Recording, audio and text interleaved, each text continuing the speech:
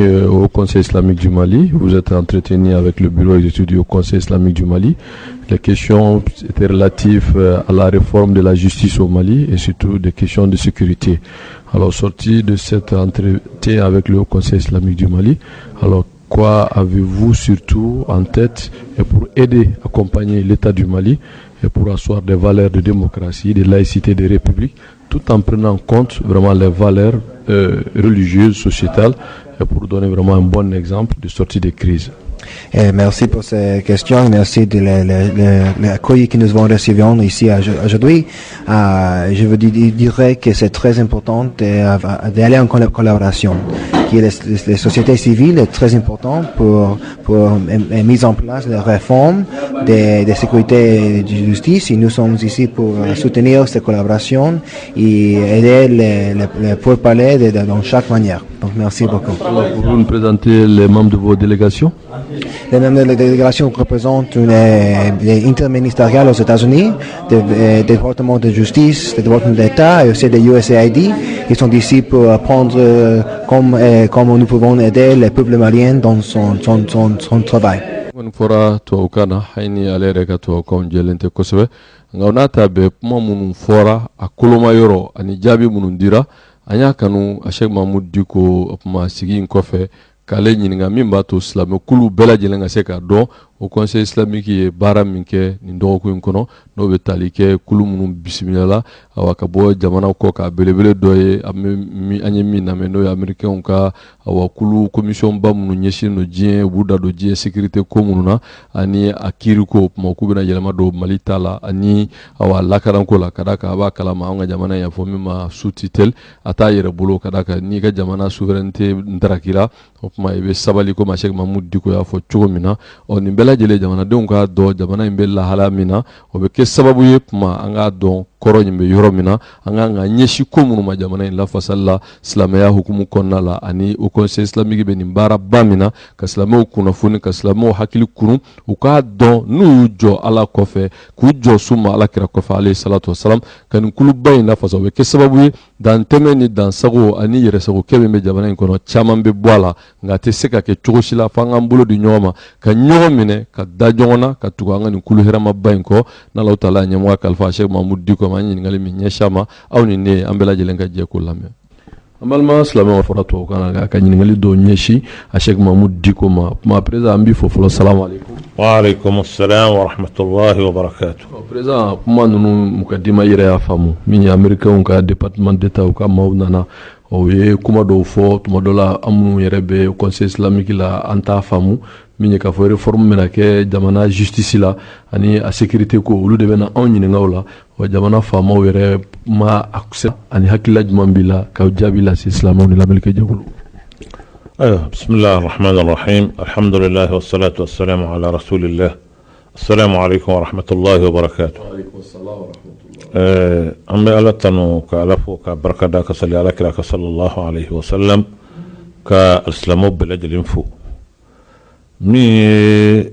américains ka délégation min nana u nali ni kumaɲɔgɔnya min tɛmɛna ni ɲɔgɔn cɛ an bɛ min faamu a la n'an bɛ se ka o lase an balimaw ma o de ye tiɲɛ yɛrɛ la anw yɛrɛ ka jamana maa minnu sigilen bɛ jamana in kunna u ma min faamu minnu ye américains ye olu y'a faamu américain délégation mana jamana in kɔnɔ ka na k'a bɛna i da don jamana in kunkanko la n'u ma tɛmɛ an fɛ k'an ɲininka an hakilina ye min ye anw ka jamana t'o kɛ o parce que o b'a dɔn i tɛ se ka jamana in k'a fara ɲɔgɔn kan bi k'i bɛ ko dilan jamana in kɔnɔ kulu min bɛ kuma maaw kunkan maa minnu n'u ye jamana in jɔ 100 a 98 bɛɛ lajɛlen ye silamɛ ye o silamɛw kulu min bɛ kuma olu tɔgɔ la n'i m'o ɲininka a bɛ komi i bɛ kunfɛ ko de la o kuma américains y'o faamu américains y'o dɔn o de la ko n'u b'a kɛ jamana in na a ka ca la n'u nana u b'u ka délégation bila u bɛ na u b'a ɲininka ɲininkali kɔrɔ tɛ k'a fɔ k'anw de bɛ taa fɛn f'u ye a ye taa nin kɛ o ɲininkali kun de ye ni an ɲininkara an bɛ fɛn min fɔ olu fɛ i bɛ taa sɔrɔ jamana fanba hakilina ye nin de ye o kuma o b'u bilasira u bɛ se k'a dɔn olu bɛ u ta n'u bila don an ka jamana in na cogo min na o de ye kodɔn baara ye o tuma u nana se in na fana n'o hakilina kelen de jamana réforme dɔw ka kan ka kɛ jamana kɔnɔ n'o ye jamana kiri o problème ye ani jamana sécurité o problème ye o ko min bɛ sen na olu b'a dɔn a bɛna kɛ u da bɛna don a la u ka nafolow bɛna don a la olu yɛrɛ ka jate la o ko ninnu tɛ se ka jalatigɛ n'a ma se anw yɛrɛw fɛ yan o de y'a kɛ u nana an ɲininka an fɛla la mais a b'an yɛrɛ min kun kan n'a b'an ka jamana min kun kan jamana ma se n'a kuma y'an fɛ yan a kuma ka gɛlɛn nka mais wajibi don f'a ka fɔ parce que a kɛra ten de donc an bɛ hakilina caman sɔrɔ fana nin ko in na nin ye réforme ye minnu bɛ sen na a bɛna kɛ jamana kɔnɔ parce que u y'a ye k'a fɔ gɛlɛya minnu bɛ jamana in kɔnɔ olu yɛrɛ fɛ yɔrɔ fila bɛ yen jamana gɛlɛya in a barika ka bɔ a yɔrɔ la o ye jamana ka sécurité ko ye n'o ye jamana yɛrɛ ka lakanani ko ye a sɔrɔla fɛn minnu fɛ ani yɔrɔ minnu bɛ yen ni an ka kan k'an janto a la pour que lakana in ka se ka sabati ani jamana justice n'o ye jamana yɛrɛ sariya ko ye parce que n'i y'a mɛn jamana sariya de don ni sariya bɔra jamana kɔnɔ ka ban a bɛ kɛ an sigilen bɛ ɲɔgɔn kan de mais jamana tɛ donc olu nana o fɛn fila kuma bɛna kɛ o de kan o hakilina y'o de ye u bɛna anw ɲininka hakilila la o de la o kuma an ka kan ka min f'u ye o la an y'o fɔ mais n ye kuma min fɔ nin ye kuma ɲɛbilaw de ye k'a jira k'a fɔ anw yɛrɛ ka jamana na tiɲɛ yɛrɛ la baara kɛcogow la u ka kan ka yɛlɛma don baara kɛcogow la u ni jamanadenw ka relation fana la u ka kan ka yɛlɛma don a la parce que fɛn min tɛ i tɛ se ka taa ka fɛn min to yen o bila i ɲɛ maaw ka ko don minnu bɛ jamana kun na o tɛ se ka taa ka jamanadenw to yen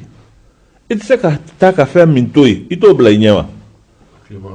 hakilima b'o bila a ɲɛ donc jamana baarakɛlaw ni jamana faamaw ni jamana responsables ka kan ka jamanadenw de bila u ɲɛ mais ni aw bila l'u ɲɛ k'u to e dun tɛ se ka taa k'u to n'i taara k'u to i bɛ t'i jɔ de donc o ye problème ye minnu bɛ n'o bɛ jamana in kɔnɔ il faut avoir le courage de le dire parce que a b'a kɔnɔ n'i y'a ye jamana in sera nin hakɛ in na binni na fana nin de y'a bi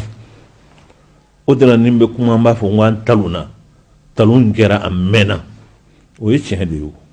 processus in de kɛra sa an nana se dugu ma sa il va falloir maintenant an binna mais an kana bin an hakili kan bon an ka hakili kɛ ka ko ɲɛɲini pour que an ka se ka wuli o kuma minnu bɛ na anw ɲininka ani minnu bɛ na anw dɛmɛ tuma dɔ la u yɛrɛ bɛ kamana gan munna Mali binna fo ka taa se nin hakɛ la il se pose des questions yɔrɔ jumɛn an talonna yen de n'o kɛra sababu ye k'an bin fo k'an kolonkolon ta il se pose des questions maa o maa hami Maliko hami b'i la o bɛɛ lajɛlen bɛ nin question poser a yɛrɛ kun fo maliyɛn yɛrɛ mahatɔw minnu bɛ hami anw na olu bɛ nin question poser u yɛrɛ kun nka an yɛrɛw minnu bɛ na anw de tɛ question poser an yɛrɛ kun vraiment président u ka kuma la an m'o kɛ ɲininkali laban ye o bonda in na u y'a jira k'a fɔ o conseil islamique bɛ nin jɔyɔrɔba min na ani a sera ka baara minnu kɛ jamana kɔnɔ jamana tuma min ni jamana binna kɔrɔnyanfanw gɛlɛya la da magara la ani fana u da magara k'a fɔ ko mais ko conseil islamique yɛrɛ moyen ɲuman b'a bolo ka nin baara ninnu kɛ e y'a jira k'a fɔ ko jamana tɛ foyi di o conseil islamique ma a kuma fɔra Kuluba yɛrɛ tun bɛ yen olu fana nana o ɲininkali kelen kɛ o kuma yala ko in a bɛ bila bolo jumɛn kan wala ni min wulila ko conseil islamique aw ma kuma aw ma nin kɛ aw ma mun fɔ e dun y'a jira k'a fɔ i tɛ ɲɛ fɛn min kɔ hakilima tɛ taa k'o to jamana ye jamanadenw ye aw dun bɛ kuma jamanadenw tɔgɔ la i ko mɔgɔ 198 o ye silamɛ ye o kulu min bɛ yen n'o bɛ kuma fanga ni silamɛw ni ɲɔgɔn cɛ n'a bɛ fɔ o ma ko structure faîtière o de ye o conseil islamique ye olu kana aw ɲininka ko aw bɛ baarakɛ minɛn jumɛn e k'a fɔ o tɛ aw bolo kuma in jaabi jumɛn bɛ se ka fɔ a la bamanankan na mɔgɔw bɛ se ka min fɔ bon jaabi min b'a la o ye min ye y'a dɔn o conseil islamique ani jɛkulu tɔw tɛ kelen ye silamɛya kunda jɛkulu tɔw ye an bɛ wuli an yɛrɛ ye an yɛrɛ dama an bɛ jateminɛ kɛ an ka diinɛ yan an kɛlɛyara an ka diinɛ kɔsɔn an bɛ fara ɲɔgɔn kan an hakilila n'an farala ɲɔgɔn kan an bɛ se ka nin kɛ o bɛ diinɛ nafa o ye association ye min ni a y'a kɛ a yɛrɛ ye o conseil islamique créera par la volonté politique de l'État kɔrɔ ye jumɛn ye jamana yɛrɛ nan'a ye k'a fɔ association cayara jamana ka silamɛya selen bɛ kundama min na fo n ka kulu dɔ sɔrɔ kulu min ni o bɛ kɛ ayiwa kulu ye min bɛ kuma silamɛya tɔgɔ la ne n'o bɛ kɛ kuma ɲɔgɔn ye o hakilina in bɔra jamana yɛrɛ de la maaw farala ɲɔgɔn kan u y'o kɛ nka n'o kulu in dilala n'i y'a jɔ k'a siri i ma bin d'a ma i ma ji d'a ma o kɔrɔ ye jumɛn ye e yɛrɛ ye fali min san k'a bila i ka so kɔnɔ i b'a fɛ a ka sa de n'o tɛ ni bagan kɔni n'i y'a bila i ka so kɔnɔ a kɛra fali ye a kɛra so ye a kɛra fɛn o fɛn ye n'i y'a siri n'i ma bin d'a ma i ma foyi d'a ma i ma ji d'a ma i ye mun laɲini a ka sa aw yɛrɛ de ko min ka dilan a dilanlen ko fɛn min b'a to ko in bɛ se ka to sen na a ka balo a ka baara kɛ musaka min ka kan ka don o da fɛ kabini ko conseil sigira o ma kɛ an bɛ ko o ko la an yɛrɛ de ka débrouiller don n y'a fɔ jamanakuntigi ɲɛna an bɛ segin a kan k'a fɔ parce que o de ye tiɲɛ ye an bɛna nin baara in kɛ don dɔ la a ye taa sanji ala deli kɛ a ye nin kɛ a ye nin kɛ an ye $1,000,000 d'aw ma a ye nin kɛ a y'o tila mɔgɔw ni ɲɔgɔn cɛ mais o ni fɛn min ka kan ka haut conseil fonctionner o ye kelen ye olu tɛ kelen ye donc min bɛ haut conseil fonctionnement kɛ o de ma kɛ o de ma kɛ n y'a fɔ cogo min na a b'o cogo kelen in da anw de b'an ka courant sara anw de b'an ka tɔgɔ ye di ji sara anw de b'an ka téléphone sara maa minnu b'an ka secrétaire la an de bɛ fɛɛrɛ ɲini u ka sara cogo min na dɔrɔmɛ kelen pewu tanga kelen gouvernement t'a di o sens la il faut k'o ka fɔ parce que o de ye tiɲɛ bon maintenant mɔgɔ ninnu y'a ɲininka aw ye baaraba minnu kɛ ani aw bɛ jamana fan bɛɛ lajɛlen n'aw b'a fɛ sisan a ka se ka ko wɛrɛw kɛ ka jamana sensibiliser ka ayiwa jamana mɔgɔw bilasira moyen jumɛn b'aw bolo k'a kɛ bon an bɛ min fɔ o moyen kɔni t'an bolo mais a ŋaniya b'an na o ŋaniya ɲuman min b'an na o de b'a to ko caman bɛ yen an sera k'a kɛ o kɔfɛ ayiwa jamanadenw ka danaya parce que n'anw ye tabali gosi tuma o tuma ka maaw k'a ɲini mɔgɔw fɛ u ka wuli k'u jɔ maaw bɛ wuli a ye nin kɛ fana maaw b'a kɛ mais baara min don don o don a ye na a y'a kɛ o tɛ se ka ɲɛ o tɛ se ka ɲɛ donc vraiment o ko kɔni fɛɛrɛ bɛ ɲini ni ala sɔnna pour que o conseil ka se ka taa cogo la min tɛ an bɛ lahalaya min na nin ye san'o cɛ an bɛ se ka min kɛ an b'o kɛ an hakili la an ye kulekan bɔ faamaw y'an mɛn u k'u bɛna jaabi an bɛ se k'o jaabi kɔnɔ n'o fana kɛra min ye jamanadenw bɛ bɔ kalama. ala k'o jaabi kɛ yɛrɛ kuma président ɲininka laban ye min ye o bɛ diɲɛ kun kan n'o de ye tubabuw ka jamana n'o ye faransi ye an y'a ye gɛlɛya dɔw kɛra fo fagaliw bɔra la nka min m'an da don kuma na o y'a diinɛ yɔrɔ ye n'o tɛ a tɔ in tɛ ko ye ko wɛrɛ an y'a ye kuma ninnu fɔra ka ɲɛsin awa alakira de ma alayhi salatu wasalam ko in ma daminɛ bi ni mɔgɔ caman b'a fɔ journal ma ko Charlie Hebdo an y'a ye fana o kɔfɛ u tilara ka kuma wɛrɛw sɛbɛn ka fɔ ko awa alakira alayhi salatu wasalam ko yɛrɛ ye Charlie ye ninnu kumaw bɛɛ y'i ta fɔ a la polémique cayara la mais ne tun b'a fɛ k'e ɲininka en tant que président du haut conseil islamique d'i ma ka da kan min kumakan mɛn an tun b'a fɛ k'a dɔn yala e bɛ ko in bila minɛn jumɛn kɔnɔ silamɛw kan ka jɔ jɔyɔrɔ jumɛn na ka alakira lafasa ka sɔrɔ n'a ma kɛ ni hohaho ye o ye ɲininka laban min ɲɛsin ma. ala k'an bɛn sababa silamɛw ka kan ka jɔ jɔyɔrɔ min na o ye limaniya jɔyɔrɔ ye ani kodɔn jɔyɔrɔ limaniya jɔyɔrɔ ye jumɛn ye maa wɛrɛw wulilen bɛ ka fara ɲɔgɔn kan ka lapasali kɛ u ka hakilina n'u ka faamu k'o lapasa ala ko tɛ a kɛra ko tɛ diina ko tɛ nka anw hakilina de ye nin ye hali n'a bɛ yɛlɛma u ka diina kɔ kan anw b'a faamu cogo min na an b'o lapasa ten mais n'olu y'u ta lapasa anw fana ta ye min b'an ni kan o y'anw ka kira ko de ye hali n'o bɛ yɛlɛ an ni kan an b'o lapasa il faut que cela soit clair nin baara ninnu kɛra ne ɲininkara yɔrɔ caman na ma sɔn ka n da don kuma la ka da diɲɛ taabolow kan ani anw ka jamana yɛrɛ bɛ lahalaya min na bi ka da o kan n ɲininkara a don fɔlɔ yɛrɛ la ne k'u ma ko ne bɛ jamana de kɔnɔ maa min ye jamana kuntigi ye n'a bɛ kuma an bɛ tɔgɔ la a ye fɛn fɔ ka ban mali jɔyɔrɔ ye min ye ani mali ka faamuya ye min ye nin ko in na ale y'o fɔ ne bɛ n wasa don o la a ma wajibiya fɔ jamanaden kelen kelen bɛɛ ka kuma o n ye kuma bila ten nga baara in kɛra diɲɛ bɛɛ lajɛlen y'a jira k'a fɔ maaw fagara o ma bɛn o kumaw fɔra nga maa ninnu u labana ka taa fɛn min bɔ tuguni o ye jumɛn ye o ye k'u ɲagari bɔ kira n'a ka manto in na sallallahu alaihi wasallam o ye baaraw ye baara minnu ni a ka kan ka lajɛ ni hakili ye parce que tuma dɔ la u b'a ɲini an ka funu de ne dun b'a fɔ waati bɛɛ lajɛlen an ka dimi mɛn an ka na funu kɔrɔ ye k'a fɔ an n'a hakili kana bɔ ɲɔgɔn kan provocation de don dalakɔrɔbɔw de don ɲininiw de don pour que silamɛw ka wuli an ka fɛn kɛ fɛn min ni hakili bɛ fɔ ɲɔgɔn kɔ anw ka jamana bɛ yɔrɔ min na bi woyɔ manda ma ɲɛ a ma an ma kan ka woyɔ kɛ an bɛ ko o ko kɛ bi an ka kan k'a kɛ ni basigi ni hakilisigi ye jamana in yɛrɛ lahalaya kɔsɔn o de y'a to an y'an daminɛ ka se an dusu la ka sigi fɔlɔ ka ko in jateminɛ ka ko in lajɛ ni hakili ka lajɛli ye n'o tɛ tiɲɛ yɛrɛ la n'an ko k'an dusu ma tɔɔrɔ an ma tiɲɛ fɔ an dusu tɔɔrɔlen don an dusu kamikaminen don parce que nin fɛn sugu k'a ɲɛsin kira ma ka tila k'a kɛ ɲagarilabɔ ye k'a ɲɛsin diɲɛ bɛɛ lajɛlen na olu ka yɛlɛ kira la ka maa wɛrɛw fana bila u ka yɛlɛ kira la ka tila k'a fɔ fana u kana goya maa ye o de ye problème fana ye a kana goya maa ye n'a goyara maa min ye o fana ye mɔgɔ jugu ye non o ko ninnu fana fo ka lajɛ ni hakili ye o bɛ goya maa ye kɛ o bɛ goya maa ye dɛ a ka maaw fara vraiment o kɔni o ye ko wɛrɛ ye maa fagali adamaden ma kan ka faga fo n'i ye fagali ko kɛ sariya yɛrɛ la mais ka mɔgɔw ka diinɛ lagosi k'o kɛ yɛlɛ bɔnna ko ye k'o da yɛlɛfɛ kan n b'a kɛ piyan mago t'a la ah non o fana ye fɛn minnu n'a tɛ bɛn dɛ a tɛ bɛn bi a tɛ bɛn sini wa a tɛ bɛn yen an b'o fɔ k'a fɔ an da cɛmancɛ la bilahi n'an ka balo bɛ an ka ɲɛnamaya bɛ dan o ma an b'a fɔ ka dangari ala kira la alayhi salatu wasalam ka se nin hakɛ in na ko kuma kana fɔ kɔni dangari kɛraw la diɲɛ bɛɛ kasira aw nɔfɛ a ka tila ka na dangari kɛ mɔgɔw ka kira la hali o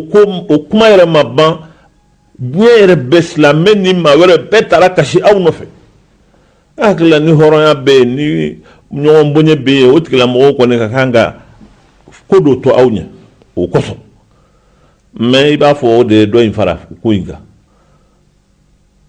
o ye dɔ fara fɛn in kan ɲagarilabɔ ka kira ta k'o kɛ fɛn wɛrɛ ye k'a kɛ yogoro ye k'a dɛsɛ k'a jira diɲɛ na k'u yɛlɛ mais maa min yɛlɛla kira la yɛlɛli yɛrɛ de la wala yɛlɛli yɛrɛ de la donc vraiment ko in a bɛ maa tɔɔrɔ karamɔgɔ ni maa k'i bɛ kuma a man ɲi i bɛna maaw dusu bɔ bon an bɛ yɔrɔ min na bi anw ka jamana bɛ lahalaya min na anw t'a fɛ dusu ka bɔ tiɲɛ don anw bɛ tɔɔrɔ mais an b'a ɲini maaw fɛ an ka ko kɛ ni hakili ye jamana in bɛ lahalaya min na a bɛ lonbɔlanba la a ma sabati ko ɲuman o kuma fɛn o fɛn n'o bɛ se ka na ni mɔgɔw ka bɔ ni dusu sugu dɔ ye an bɛ ɲɛ an ka jamana ma an ka sabali fɔlɔ ka hakiliw fara ɲɔgɔn kan ka dusukunw fara ɲɔgɔn kan k'a ɲini ala fɛ ya rabbi hali bi ala ka silamɛya kɔlɔsi ala ka silamɛya tanga ala ka silamɛya kɔrɔta mais maaw ka n'u yɛrɛ sɛgɛn kira a nɛnina kunungo a burujara kunungo fɛn bɛɛ lajɛlen fɔra a ma kunungo maaw y'a ɲini k'u bɛ diinɛ in faga n'u da ye ka nɔɔrɔ in duga ala ko nɔɔrɔ in tɛ duga yuriduna liyutfi'u nura allahi bi afwahihim wa ya'ba allahu illa an yutimma nurahu walau kariha alkafirun o y'a ɲini ka ala ka nɔɔrɔ in duga n'u da ye kuma jugu fɔ ye kɔrɔfɔli ye a dɔn sɛbɛnni tɛ yen karikatiri tɛ yen nka maaw y'a ɲini n'u dajuguw ye fo kojugu k'a ɲini ka ala kɛra ka kow ban nka ala ko ko ayi a bɛ nin nɔɔrɔ in timɛ wa ninnu bɛ boli ko min ɲɛ u tɛ kisi a ma bilahi ala bɛ diinɛ in kɔrɔta u cɛla ye maaw bɛ wolo u yɛrɛ fɛ yen minnu bɛ laban ka diinɛ in jɔnjɔ ta ala b'o kɛ u kana dan karikatiri dama ma u ka fɛn wɛrɛ dɛsɛ min t'o ye fɛn wɛrɛ in ye fɛn wɛrɛ de ye o tɛ ala kira ye sallallahu alayhi wa sallam olu bolo nɔgɔlenw n'u fɛnw tɛ se ka ala kira dɛsɛ alayhi salatu wa salam kuma tiɲɛ la n y'a fɔ mɔgɔw ye u dusu kana bɔ ne yɛrɛ ta in kana bɔ mais a ko in ka gɛlɛn an b'a ɲini Ala fɛ ya Rabbi Ala ka sabali d'an ma Ala ka muɲu d'an ma mais nin ka kan ka dɔ fara anw fana ka diinɛ minɛ de kan an ye ko min ye o ka kan ka anw fana dɔ fara an ka limaniya kan ni maa wɛrɛw bɛ yen n y'a fɔ cogo min na olu ta in tɛ ko diinɛ ko don u ta tɛ fɛn wɛrɛ ye nka miiriya min b'o la ani hakilina min b'o la ani diɲɛ yecogo min b'o la n'olu yɛrɛ fɛ diɲɛ bɛɛ ka kan ka kɛ ten olu y'a jira k'a fɔ hali ni diɲɛ bɛ turu a kun kan dɔ de bɛ fara o minɛni kan mais anw fana ka kan k'a yira de hali ni diɲɛ bɛ turu a kun jugu kan anw bɛ an ka diinɛ in de minɛ n'a ka di maa ye i ka fɛn kɛ min tɛ nin ye i t'an bɔ an dabolo kan diinɛ in kɔni an b'o de la an bɛ balo o de la ni Ala sɔnna an bɛ sa o de kan fana ni Ala sɔnna fɛn wɛrɛ tɛ an b'o kan wa ni maa min magara diinɛ in na i n'anw do de don kɔni an b'o fɔ an da camancɛ la n'a ka d'u ye u kana visa d'an ma an kana s'u ka jamana na fo ka diɲɛ wuli o y'u kungo ye mais u tɛ se ka tulonkɛ mɔgɔw ka diinɛ la maga kɛra u la diɲɛ bɛɛ wulila ka kasi ɲɛji bɛ fan bɛɛ lajɛlen fɛ ko tɔɔrɔ kɛra u la maa bɛɛ fana mais hali bi aw ka o kɔmafɛlen tɛ kɛ dɔwɛrɛ ye don o don aw bɛ fɛn dɔ fɔ ka ɲɛsin Alakira ma alayhi salatu wassalam k'a kɛ ka diɲɛmaw ɲagarila bɔ k'a jira manto in na k'a fɔ fugariw don olu bɛ neni k'u ka kira neni hɛrɛ bɛ si a bɛ tile wa an b'aw ka kira neni aw yɛrɛ bɛ fara an kan k'a neni sisan kɔni parce que o de ye ko in ye o Islami jamana nafigi bɛɛ faralen bɛ ɲɔgɔn kan ayiwa nin ko in na u da b'a kuma na u b'a ɲini k'a justifier ka kuma wɛrɛw fɔ n balima silamɛw lamɛnnikɛ jɛkulu nin ye tuma min na ka kɔn marche ɲɛ an y'a fɔ nin kɛra ka bɛɛ dɔ kira mantoya la tiɲɛ don an ye nin ŋaniya in ta ŋaniya min kɔrɔ ni ayiwa bɛsɛnkoniya ni fɛn jugu minnu ni maaw b'a ɲini ka ta k'u b'a kɛ ka Alakira la sɛgɛrɛ sallallahu alaihi wasallam an k'a jira k'a fɔ o ye fɛn ye fɛn min ni a tɛ bɛn an ma anw t'a kɛ ni maa wɛrɛ y'a kɛ pour que a ka goya an ye fana an b'a jira k'a fɔ fɛn min don a tɛ bɛn an ma dɛ o kuma weleli kun y'o ye bɛɛ lajɛlen b'a dɔn dɔgɔkun tɛmɛnen in na baara dɔw kɛra Faransi jamana na maaw dɔw wulila ka taa maa dɔw faga minnu ka baara kɛra nin ɲɔgɔn na baaraw a dɛsɛnw n'a nɛninikanw k'u ɲɛsin kira ma maa dɔw wulila k'u bɛ t'u faga olu y'o kɛ u y'a kɛ u yɛrɛ tɔgɔ la u m'a kɛ silamɛ bɛɛ tɔgɔ la o de kosɔn silamɛ bɛɛ lajɛlen diɲɛ kɔnɔ y'a jira k'a fɔ ko maa ninnu u ye ko in se yɔrɔ min maa ma o ɲini u fɛ u ka wuli ka taa fagali kɛ silamɛ bɛɛ lajɛlen tɔgɔ la ayiwa o tɛ ɲɛ diɲɛ bɛɛ farala ɲɔgɔn kan maa bɛɛ taara Faransi bɛɛ lajɛlen y'a jira k'a fɔ ko tiɲɛ yɛrɛ la u ye min sɔrɔ dusumakasa ko don o kuma bɛɛ lajɛlen ka dusumakasa u nɔfɛ o kɛra diɲɛ bɛɛ y'o ye maa ma fɛn fɔ o la mais min nana kɛ a kabako yɔrɔ ye sa i b'a fɔ o min kɛra olu fana au lieu ka bonyamasegin kɛ diɲɛ maaw ye jango alisilamɛw k'a dɔn k'a fɔ ko y'u sɔrɔ alisilamɛ bɛɛ lajɛlen wulila k'a nakari k'a fɔ ko tiɲɛ yɛrɛ la ko in man kan ka se nin hakɛ la nka o ma k'a la dɛ u wulila de sisan sa ka fɛn wɛrɛw sɛbɛn ka fɛn wɛrɛw dilan minnu ye dɔgɔyamaw ni nɛninikanw ni lagosikanw ye ka ɲɛsin kira ma alayhi salatu wassalam min ka jugu ni kɔrɔlen ye k'o caya k'o cari diɲɛ jamanaw bɛɛ lajɛlen na sisan kɔni hali u m'a dan Faransi ma o y'a ci ka taa fan bɛɛ fɛ bon o kɔni ye dalaɲini de ye n'u y'a ɲɛsin alisilamɛw ma maaw ma kan ka ɲɔgɔn dalaɲini nin ko ninnu na fanga mana k'i la cogo o cogo i ma kan ka maa tɔw fana dalaminɛ ni hɔrɔnya b'u bolo min ka d'u ye u k'o fɔ u ka jamana na maa wɛrɛ tɛ se k'u balo o la mais hɔrɔnya bɛ maa tɔw fana bolo ni min kɛra u fɛ n'a ma bɛn an yɛrɛw ma an k'a jira k'a fɔ k'a ma bɛn an ma o hɔrɔnya kɔni b'an bolo o kuma o de la an ye maaw wele k'an kanbɔ mɔgɔw ye jamana alisilamɛw Bamako alisilamɛw cɛ ni muso denmisɛnnin ni maakɔrɔba bɛɛ lajɛlen ka bɔ k'i ŋaniya jira parce que kira ko don alayhi salatu wassalam foyi tɛ yen min man dɔgɔ kira ko la wallahi foyte min man dogo kira ko la alayhi salatu wassalam ni ko nyeshira kirama ka nyini ka kira ko la gushi kirama mi ma bon ka ko masuma ataka dina la ay ka toy ay rek wan an islamu de be nyona na be fam min fa yo fo anyana nga kataba ka kirama alayhi salatu wassalam o ye fɛn min ni silamɛ min ko k'i bi o bɛ se ka i to i dabolo ma o ka gɛlɛn dɛ o de la maaw welela nka an b'a fɔ mɔgɔw ye an bɛ wele in ka laminɛ ni hakili ka laminɛni ye ko in kana kɛ mankan ye a kana kɛ hohaho ye a kana kɛ maa wɛrɛ lagosili ye a kana kɛ maa wɛrɛ nenini ye jango faransi an ka n'u neni an ka n'u ka darapo jeni an kana fɛn wɛrɛ kɛ an ka jamana tɛ fitiriwale jamana ye u ye fɛn min kɛ an ka jamana ye an b'o dɔn wa a b'an kɔnɔ fana an b'o dɔn u ye nka u magara yɔrɔ min na o y'a nunkɔrɔsi de ni maa min magara alakira la alayhi salatu wassalam i ma t'o to an ye o kuma wajibi don an ka jira bɔli in kɔrɔ de ye k'a jira fɛn kɛra a ma bɛn an ma an b'a ɲini maaw fɛ maa si kana faransi darapo bɔ k'i b'a jeni maa si kana faransi neni kumakan in na a y'a ko in to ɲɛmɔgɔw bolo kuma min ni fɔli ka kan olu b'o fɔ k'o hakilimaya fɔ k'a kodɔn fɔ pour que ko in ka kɛ wasa ye tɔɔrɔ wɛrɛ kana bɔ a la parce que anw ka jamana in bɛ lahalaya min na bi bɛɛ lajɛlen b'a dɔn jamana in bɛ lahalaya min na a lahalaya ma nɔgɔ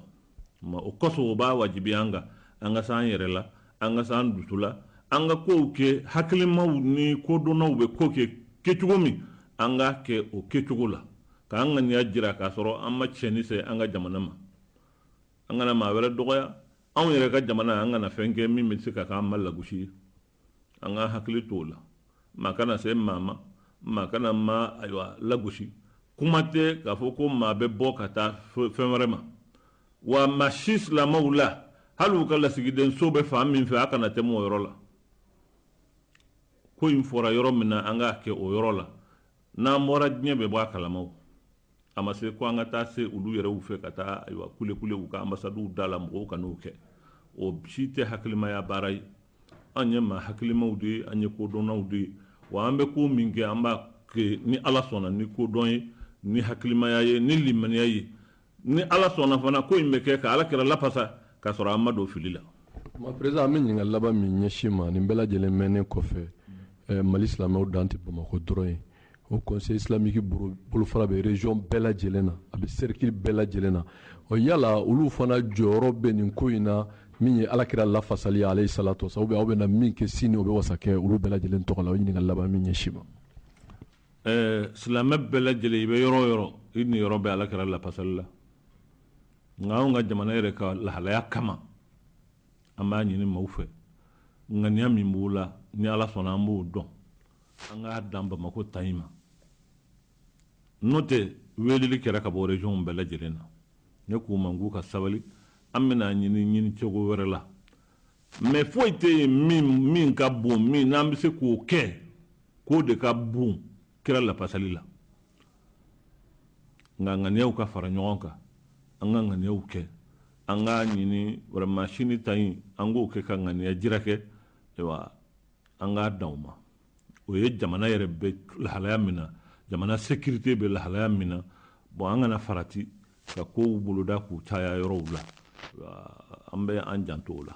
président kuma laban na ka ɲɛsin misiriw ma ani zawiyaw ma sini juma kɔfɛ u kan ka mun fɔ aw silamɛw ye selikɛnɛw na sini bɔli la o ye kunnafoni laban an bɛ min kɛrɛnkɛrɛn i k'o ɲɛsin alimami ma ka d'a kan o conseil islamique vice président fana ye imama ɲɛmɔgɔ ye n'o ye alaji fode sise kuma mun kan ka fɔ alimamiw ni zawiyaw ye ani silamɛkulu bɛɛ lajɛlen sini jumadon ka taa nin ko in na.